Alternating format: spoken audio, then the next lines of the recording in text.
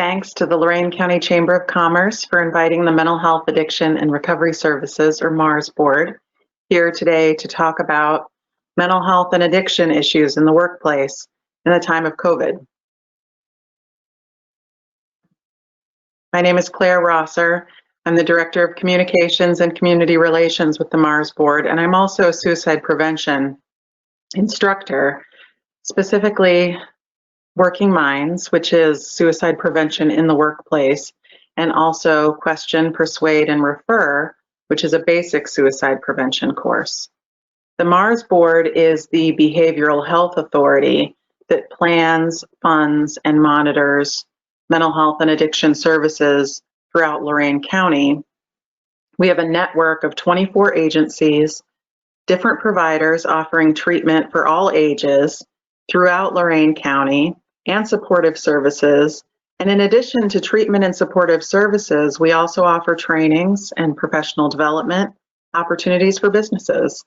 Lots of materials and resources that you can make available to your employees, and places to call for advice on situations that you may encounter regarding mental health and addiction in the workplace and workplace wellness.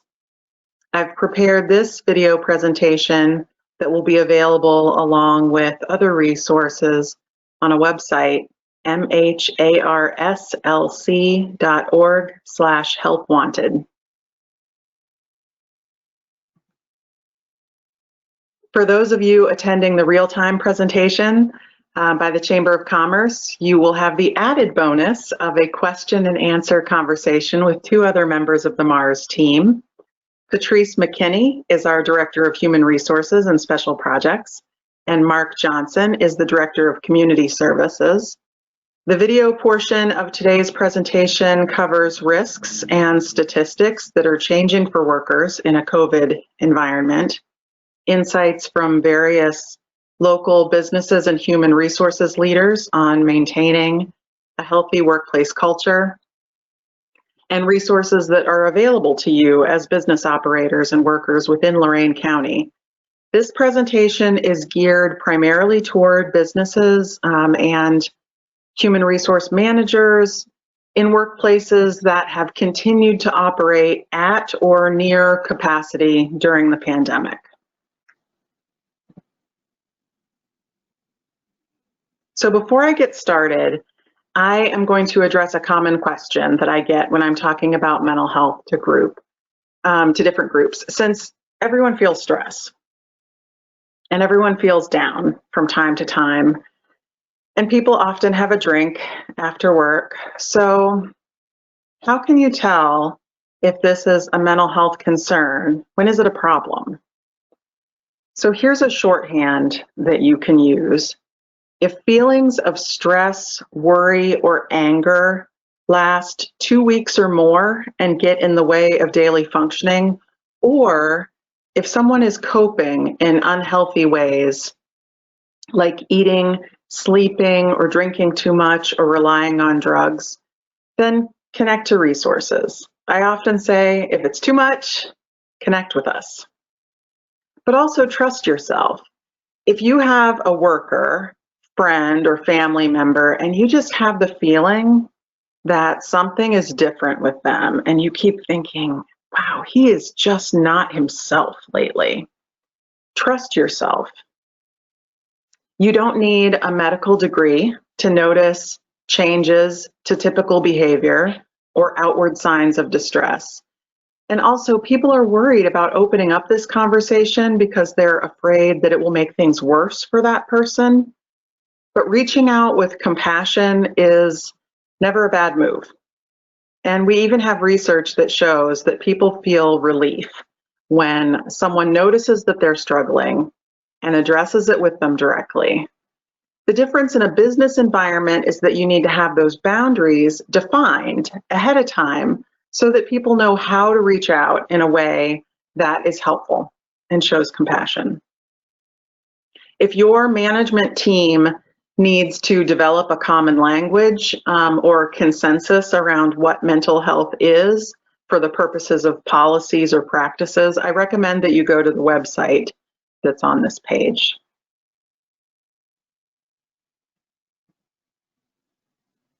Our topic today is help wanted for depression, for addiction, for grief and loss, workplace well-being, for mental health or addiction concerns, particularly in this changing time of a global pandemic that has caused abrupt changes to our workplace settings, school settings, and interactions, as well as our healthcare access. Employees do not leave stress, substance use disorders, or even suicidal thoughts aside when they clock in. And we want to help you be ready for stressors and challenges that your top performers might be facing. Help is wanted, help is needed, and fortunately in Lorain County, help is available. Making sure you know what your employees might be facing and how to help is a protection for your business. Today, we're going to talk about new stressors and changes that businesses are facing because of COVID. But as a backdrop, remember that this is happening, that these new stresses are happening in a world in which people already were not always seeking help or receiving needed medical and mental health or addiction substance use care. Pre-pandemic, 1 in 5, or 20%, of US adults experienced a mental illness in each year, and plenty of those don't seek care. Among the 46.6 million adults with mental illness, 57.4% did not receive mental health care or services in the past year. That's more than half. More than 10 million adults have an unmet need for mental health treatment, and that stayed about the same in the years leading up to the pandemic. Those figures are from before COVID, a health risk that is predicted to influence our mental health for years to come due to the abrupt changes to our world, the isolation, and the economic factors and changes that it brings. I feel like we have an opportunity right now. We are living in a new world in which it is impossible to deny that daily stressors can become overwhelming and that all of us have mental health needs. We are, as the slogan goes, all in this together, Ohio. Being forced into this new world is not necessarily what anyone of us would have chosen, but if we act now to change the conversation about mental health and addiction in the workplace, we can not only mitigate the problems that are predicted as part of COVID, we can improve workplace wellness and productivity in the future. I'm going to keep reminding us all of the opportunity that this is, but first I'm going to share with you some statistics that show exactly how urgent this situation is, that we cannot let this opportunity go by. This data was collected pretty recently, July of 2020, and it shows that workers are 3 times more likely to say that their mental health is poor or very poor now in the pandemic. Now, 18% of employed and 27% of unemployed workers say that they're struggling with mental health issues. For example, if you work in construction, the Construction Business Owner publication shared a recent survey from shortly after the onset of the pandemic in the United States, and I'm going to start quoting it now. It revealed that anxiety among workers was the leading issue expressed about COVID-19 among almost 70% of the respondents. Anxiety, 70%. First, COVID-19 threatens to exacerbate the underlying mental health conditions of our employees and family members. Approximately 20% of the US population has an underlying diagnosable, may not be diagnosed, but diagnosable mental health condition. The condition with the highest prevalence among the active workforce include anxiety and panic disorders, depression, and substance use disorders. Second, COVID-19 creates isolation and separation from the protective aspects of work, the so-called psychosocial benefits of work. This is happening in many forms, including office changes, project shutdowns, no group meetings greater than 10 people, smaller work crews in the field or in the office, staggered shifts in the office or in the field, and meaningful human connections, even just the handshake, have been eliminated. Volunteer presenter who I think describes this really well.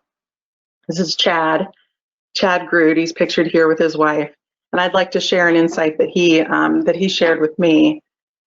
He said, "We are all broken, and we all have pains, struggles, and crosses that we carry.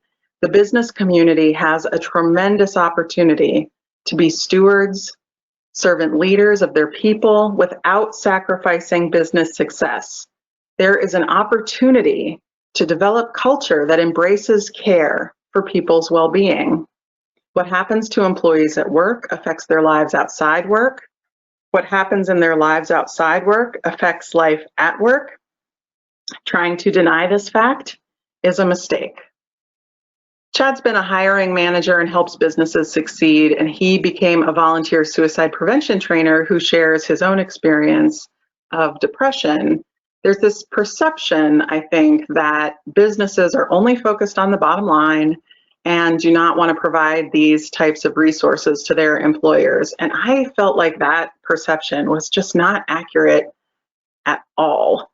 I think in most cases, whether it's a business, home, or neighborhood setting, people want to help. Sometimes they don't know how. And also there's this protective feeling. People don't want to make it worse by, doing it wrong. So really, Chad and I in our early conversations were very much on the same page about this. And he said something that I'll always remember. He said, "Businesses are hungry for this."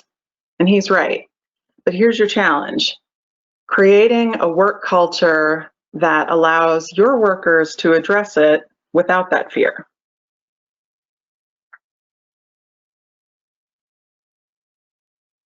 Forbes magazine recently reported on Paycheck's recent study of more than 1,000 employees, which was called Mental Health at Workplace During COVID-19, which discovered that not only has employee mental health suffered during the pandemic, but that employees are afraid to discuss those effects with their bosses.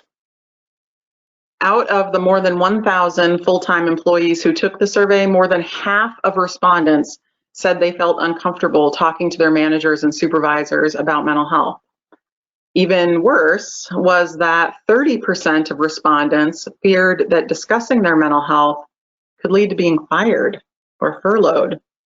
And 29% thought that discussing their issues could cost them a promotion.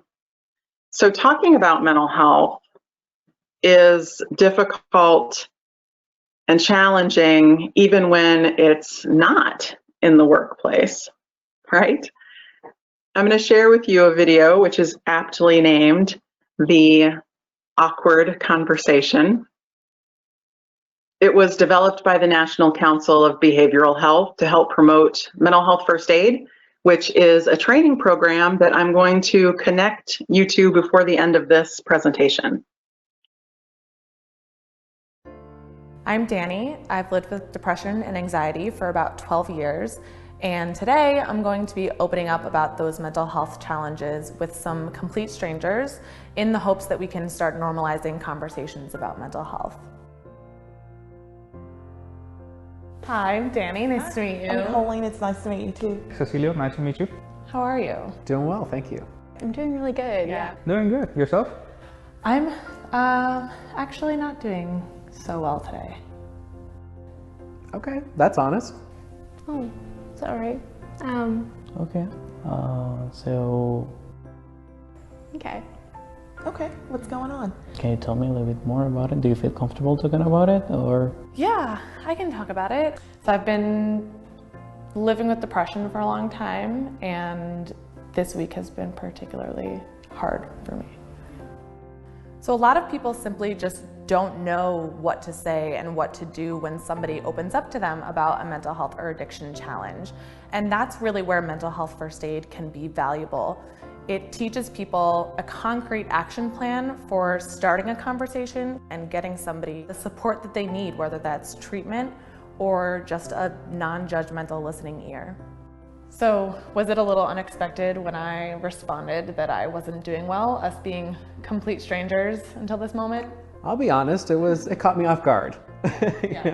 You just expect the automatic response of, how are you doing? I'm good. When you first meet someone, here there's like a huge distance. I always feel like, how can I help someone else? So, and I know it's hard because you just want to be like, oh, sorry, okay, let me run, And I don't think people do it because they're inconsiderate. I think it's because they honestly just don't know what to say. Have you talked to anyone about this? Sometimes I just don't want to burden. Yeah. I know it feels like that, but most of the time people want to help.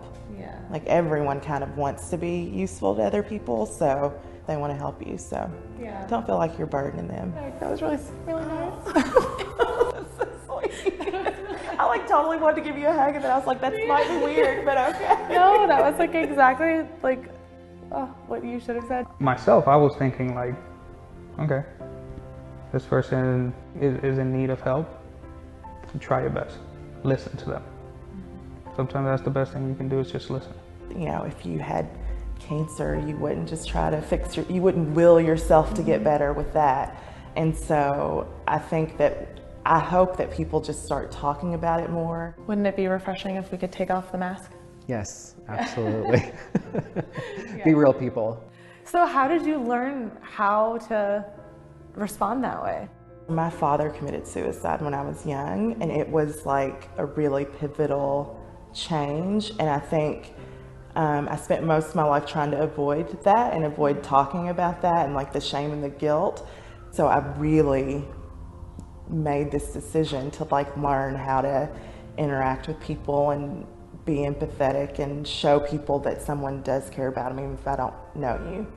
I think people should just ask more questions, because it's once you get to know the person and understand that it could literally be any of us, any of us could have this at any point in our lives. How could you make a judgment on it? Can I give you a hug? Well, absolutely. I love hugs. Thank you.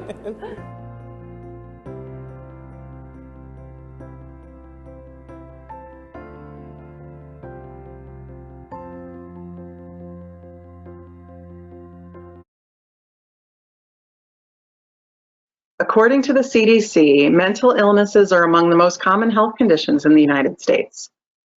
More than 50% of people will be diagnosed with a mental illness or disorder at some point in their lifetime. 1 in 5 Americans will experience a mental illness in any given year.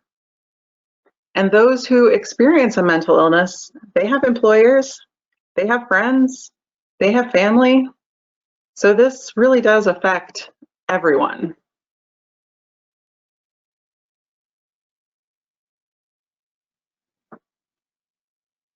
And I think Tony Gallo, you'll recognize him.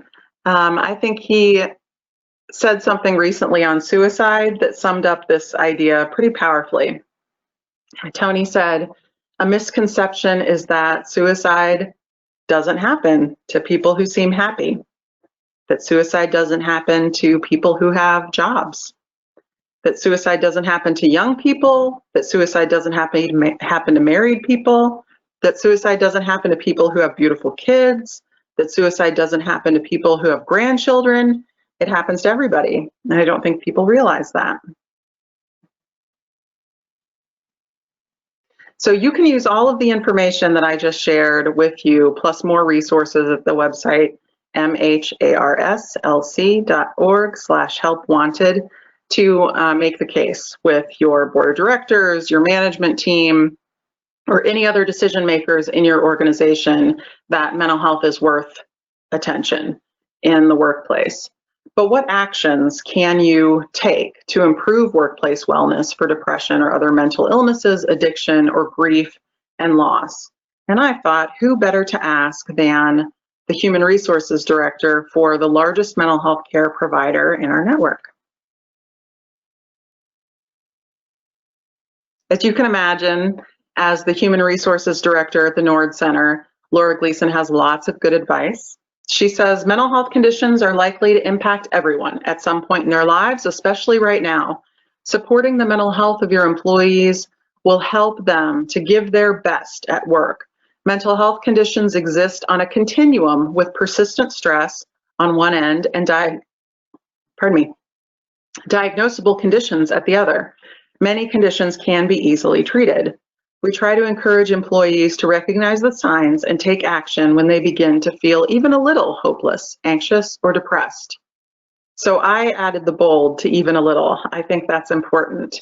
Too often we ignore the onset of distress until it becomes unmistakably a crisis. Flexible work and leave policies that encourage preventive health checkups can be valuable for maintaining a healthy workplace. I also asked Laura if she had any advice for business leaders on weathering the stressors that we're all facing right now.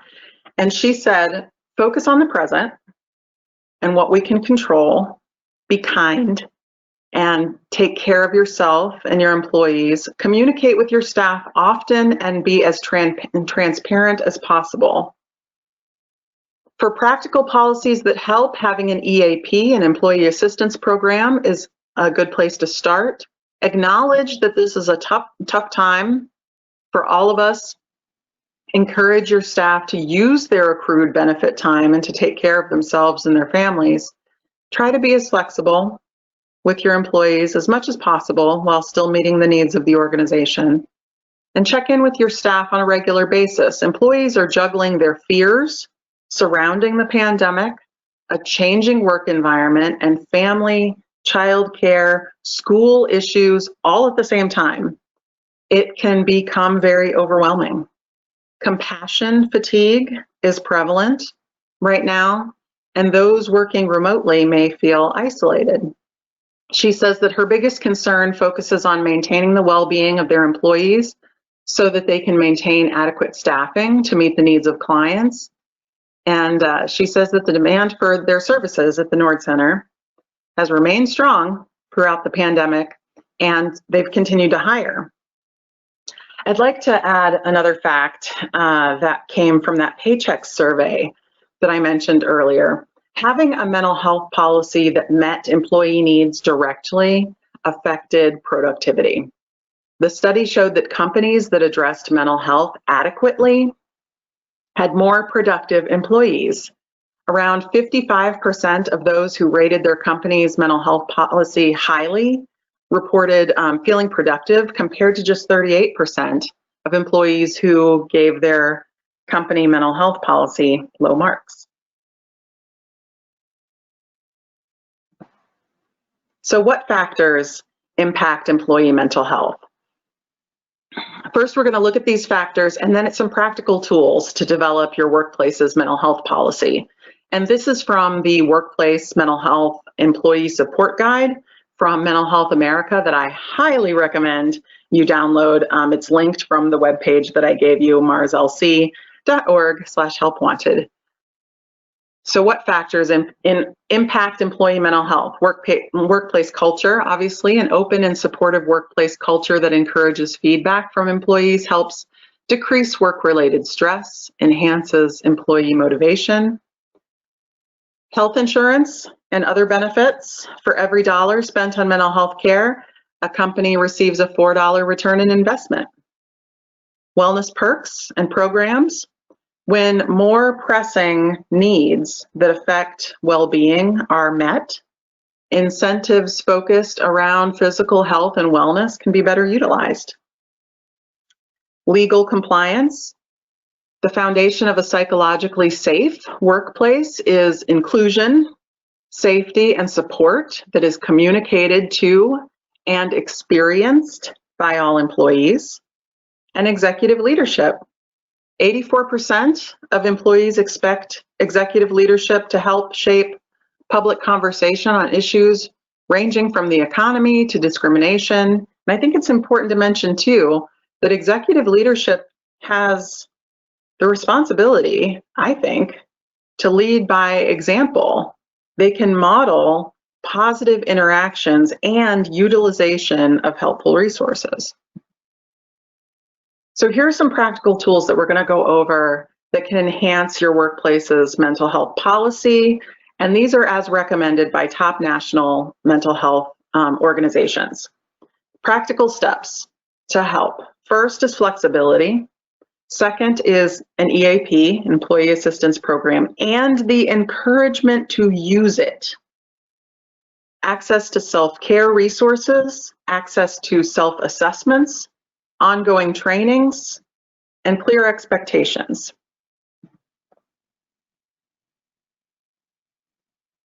Again, from the Mental Health America report, while only 51% of workers say that they have the emotional support they need at work to help manage their stress, they do believe that there are ways that employers can help staff navigate workplace stress and support mental health.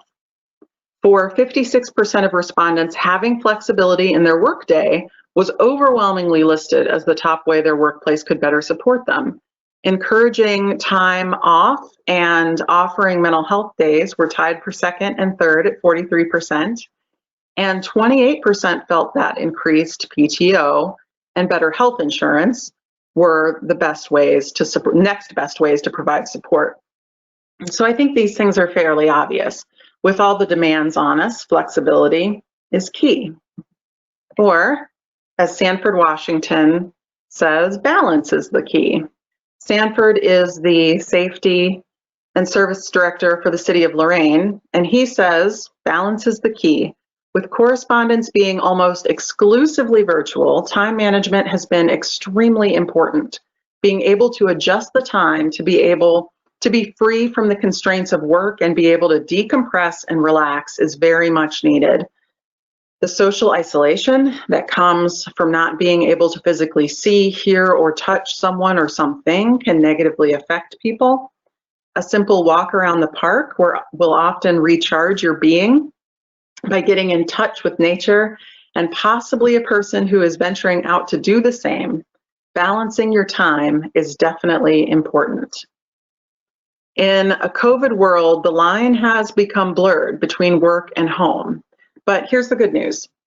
According to a FlexJobs survey, the work from home experiment has been overwhelmingly successful, with 65% of workers saying that productivity has increased since working from home. Up until a few months ago, just 3.6% of employed Americans worked from home for 20 hours a week or more. With the onset of COVID-19, though, millions more had to abruptly shift to working remotely.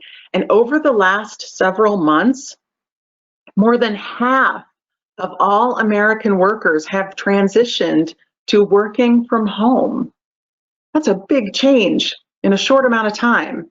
And we are still figuring out how to balance that. And while we figure it out, burnout is a big concern.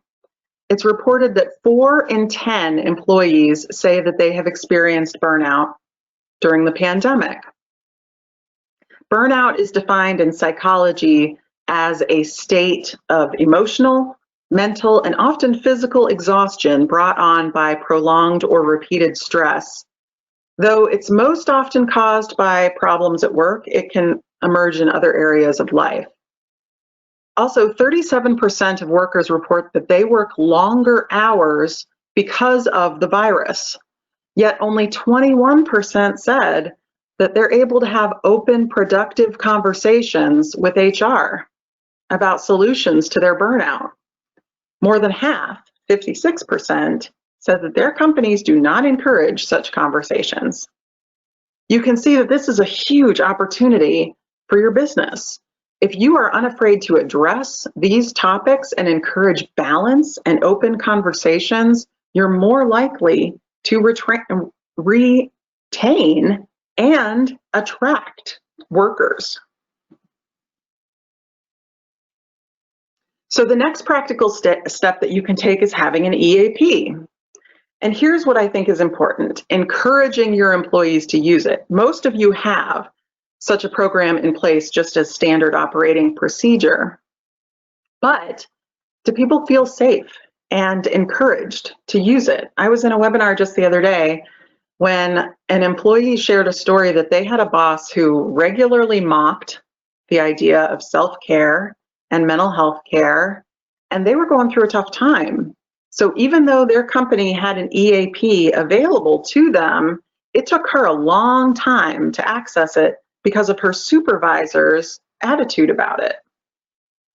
And here's what I have to say about that as a person who has worked in mental health communications and human health and human services communications for the last 15 years. That moment when someone decides to seek help is important, and it's fragile. Anything can get in the way of following through on that brave moment. That moment needs to be as easy and welcoming as possible. So the Center for Workplace Mental Health, that is part of the American Psychiatric Association, has tips for employers regarding EAPs. The first being to clearly define the scope of EAP services your organization will cover and thoroughly communicate those to managers who should set a positive tone about using an EAP, not like the supervisor in the story previously. And employees and family members should understand that service and the scope of that service as well. They also have these really interesting tools regarding the business case for mentally healthy workplaces, including those shown here. The depression calculator is how much untreated depression can cost your organization. And there are other calculators regarding alcohol and substance use, plus the workplace wellness toolkit. And all of that information is going to be linked from that website, marslc.org/helpwanted. So the MHARS board knows how important that moment is when someone decides to seek help, which is actually why it's a big part of why we developed the Navigator line for non-emergency care. The line is staffed by social workers who speak both English and Spanish and who receive information from us weekly about what services are available with the shortest wait times across all of those agencies, our whole network of agencies. Your employees are free to use this to find out about options for mental health and addiction treatment that might be near their home. There's a short video on the webpage that describes how it works. And you can always request flyers and brochures or social media posts from us about this type of resource. So the next practical tool to offer your workplaces are access to self-care resources.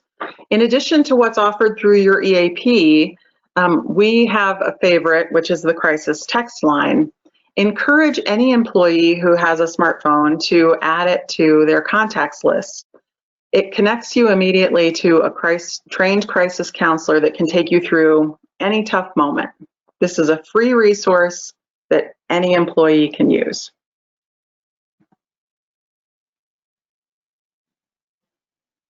One of the top recommendations from the national mental health organizations regarding practical tools that you can offer to your employees are confidential online mental health assessments. And you're in luck. In Lorain County, our MHARS board allows you access to one completely for free. We call it the How Are You Feeling quiz. Again, not scary to use. In fact, let's test this one out right now. This is the How Are You Feeling quiz. It is totally free for you to give access to your employees. Now, how does the screening work? You select a statement that fits how you've been thinking or behaving, and you answer a brief set of questions about how you've been feeling, and then it connects you to different resources. So let's get started. You can see that there's lots of different options. You can take a wide range screen that asks questions about all of these different types of topics, but then you can also choose, have I been having mood changes from really high to really low? Am I concerned about my teenager? Am I afraid of weight gain, worried about eating habits, worried about opiate use? controlling my substance use, checking in about my current life satisfaction, a general well-being screen. Have you had any traumatic experiences and might have post-traumatic stress, worry, anxious? Remember that group that said 70% were saying they were feeling anxiety? Feeling sad, down, or empty, or worried about gambling. So let's do a real quick, I'll say that I'm concerned about my teen's mood. We'll do a fictitious screening here just so that you can see how easy it is. So it says, if you're taking this on behalf of a loved one, please note that all of these questions will be phrased as if that person were taking the screening. Okay, continue. What's your child's age? Let's say they're younger. Let's say they're female. What's their grade in school? Let's see, what would that be, about 10th grade? What is your child's racial and ethnic identity? Let's go to multiracial. Is your child currently being treated for depression? No. In the last 4 weeks, has it seemed like nothing was fun for your child and your child just wasn't interested in anything?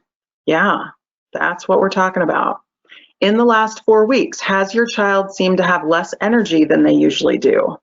Yeah, that's true too. In the last 4 weeks, has it seemed like your child couldn't think as clearly or as fast as usual? Yeah. In the last 4 weeks, has your child talked seriously about killing themselves?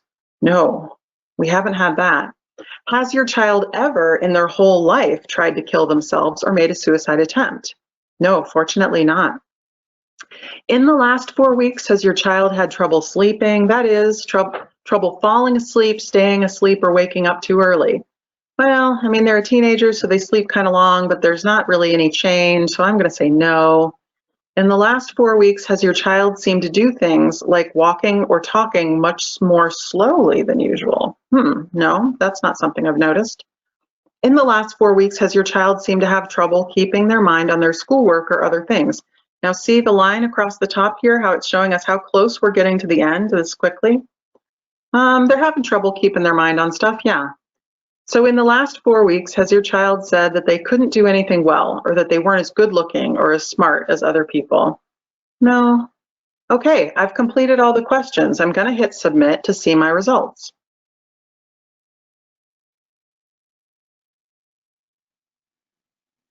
It is likely that your child is depressed. Now keep in mind that these screenings are not a replacement for medical or mental health care, but they're a really nice way to start thinking about some things that might be a challenge within your family or with your employees, and that will help them connect to the right kind of care. So it says that your screening results indicate that it's likely that they're depressed. And then it goes on to give information about who to contact for that. So it also has Lorain County specific resources on that very same page. You can go to our website, which is listed there. It's got this whole library of good information about children responding to treatment for depression. Now, this was just a fictitious test, a demonstration that I've done so that you can see that you get not only a connection to local resources and national resources, but it's really easy and painless to do. This can be a huge first step for employers and employees.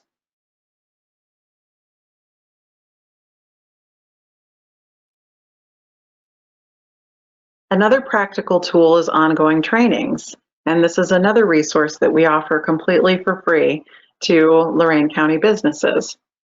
It's recommended that you integrate these trainings into, just as a matter of course, into your professional development schedules and offer them to all employees. And even in a COVID environment, we can connect you to 2 of our most popular trainings, and probably by the time you see this video, we'll have the others ready for remote learning as well.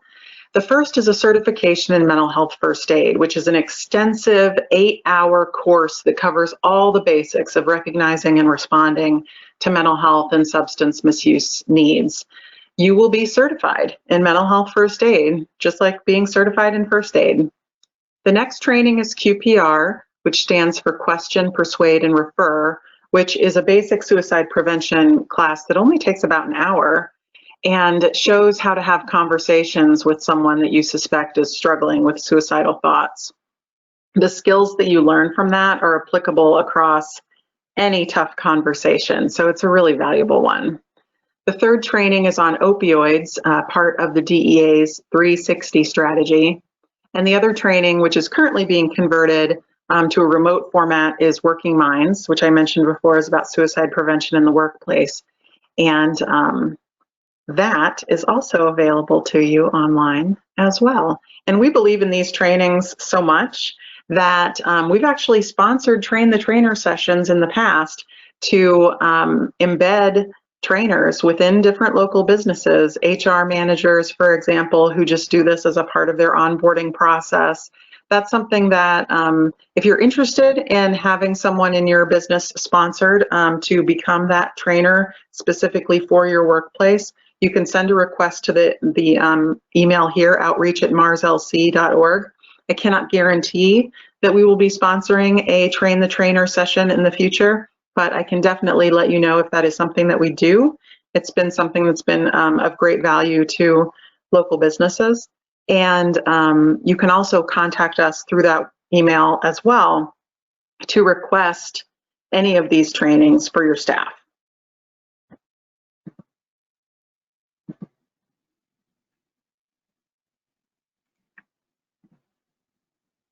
The last piece is about clear expectations. That's the last practical tool. And when I'm talking about clear expectations, that's for workers regarding how to talk about mental health and how to access mental health resources. What this means really is, as a leadership team, talk about it before you need to talk about it. Have clear guidance for your workers about how to help their fellow coworker, what the path might be within your particular organization for someone who's struggling. Different workplaces have different cultures. They have different comfort levels with talking about health-related concerns.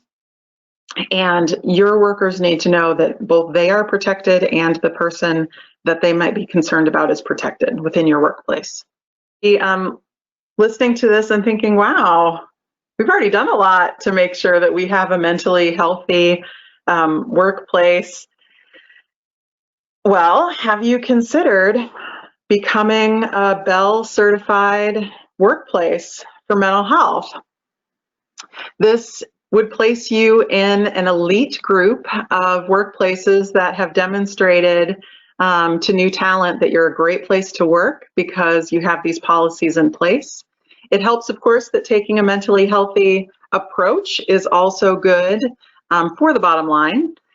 And this is from Mental Health America. Employees want workplaces that are stable, supportive, and less stressful.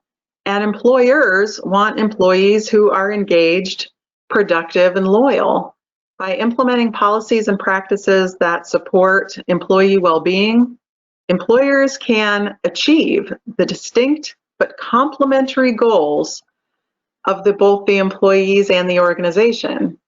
In recent years, many employers have implemented workplace wellness initiatives to attract and retain workers, increase engagement, reduce healthcare costs.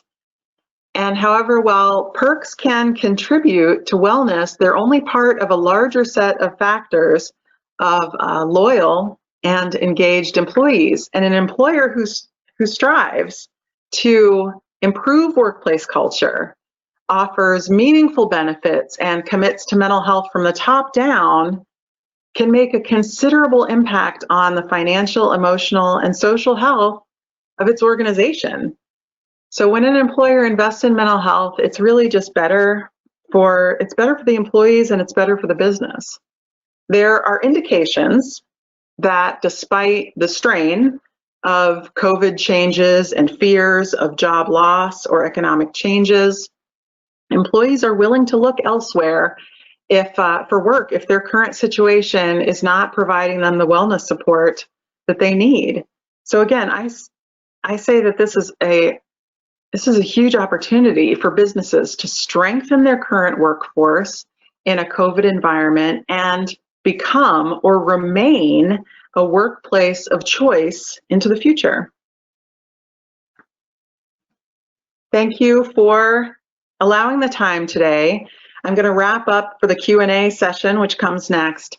And then this is our contact information, which was updated this year. So make sure you've got the new contact information, and do not hesitate to contact us for the materials and resources referenced in the presentation. The quickest way is to use the email address that's on there, outreach@marslc.org, to request materials, training, more information. And again, the website with all of these resources is marslc.org/helpwanted. Thank you.